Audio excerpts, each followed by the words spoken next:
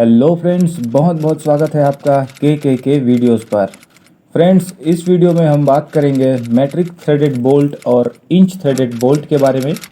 Discuss करेंगे कि दोनों में बेसिक डिफरेंस क्या है, जानेंगे कि थ्रेड एंगल क्या होता है, थ्रेड का पिच क्या होता है, थ्रेड का डेप्थ क्या होता है। तो बने रहिए मेरे साथ वीडियो के आखिर तक।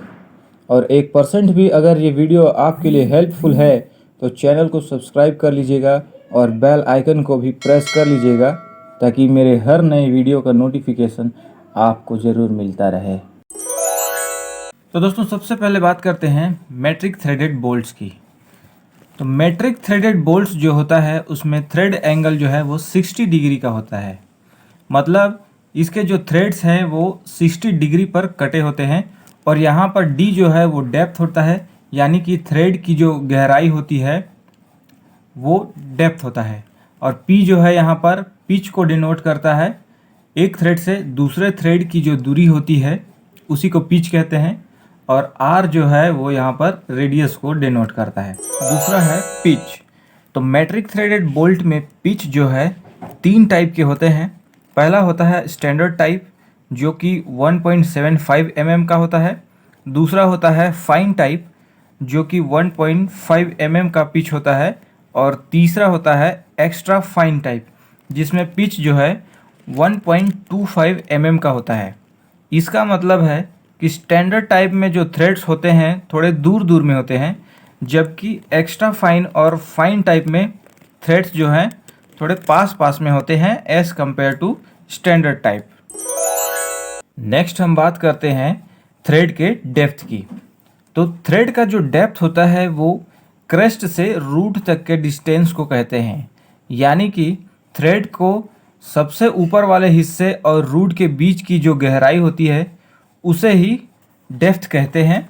तो मैट्रिक थ्रेडेड बोल्ट में डेप्थ जो होता है वो 0.54 पी होता है, यानी कि यहाँ पर पिच को अगर हम 0.54 से मल्टीप्लाई करेंगे तो मैट्रिक थ्रेड का जो डेप्थ है उसकी वैल्यू निकल आती है।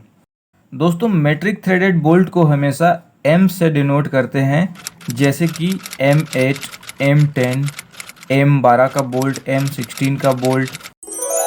तो दोस्तों, अब हम बात करते हैं इंच थ्रेडेड बोल्ट की।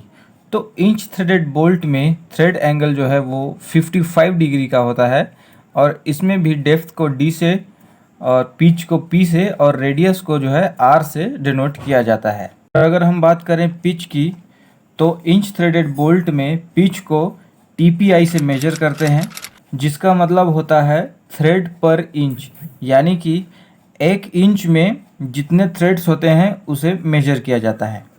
इसमें 2 टाइप के होते हैं। पहला है BSW यानी कि ब्रिटिश स्टैंडर्ड विथवर्थ और इसमें 12 TPI होता है। मतलब 1 इंच में 12 थ्रेड्स होंगे और 1 इंच में 25.4 mm होते हैं। तो 25.4 mm को 12 से देंगे तो हमारे पास वैल्यू निकल कर आ जाएगा 2.1 mm। इसका जो पिच है वो 2.1 mm का होता है, यानी कि 12 TPI वाले बोल्ट का पिच जो है वो 2.11 mm होता है। दूसरा होता है BSF यानी कि ब्रिटिश स्टैंडर्ड फाइन। इसमें जो है 16 TPI होता है, यानी कि 1 इंच में 16 थ्रेड्स होते हैं। तो 25.16 करेंगे तो हमारे पास वैल्यू आ जाएगा 1.58 mm, यानी कि 16 TPI वाले बोल्ट का जो पिच होता है वो 1.58 mm होता है। अब हम बात करते हैं इंच थ्रेडेड बोल्ट के डेप्थ के बारे में। तो इसका जो डेप्थ का फॉर्मूला होता है वो होता है 0.64 पी, यानी कि पिच को 0.64 से मल्टीप्लाई करेंगे तो इंच थ्रेडेड बोल्ट का जो है डेप्थ है उसकी वैल्यू हमको मिल जाती है। इंच थ्रेडेड बोल्ट में डेप्थ जो है वो ज़्यादा होता है as compared to metric thread.